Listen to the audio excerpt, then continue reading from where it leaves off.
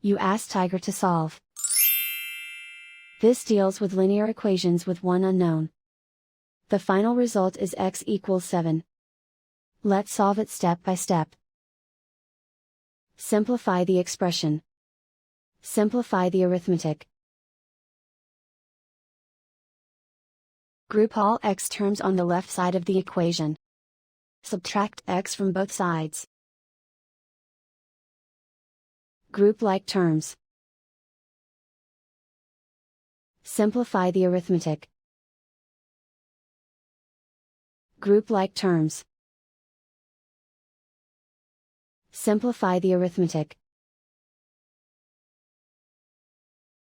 Group all constants on the right side of the equation.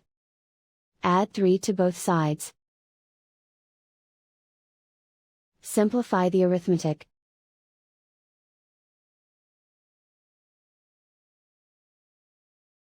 And so the final result is x equals 7.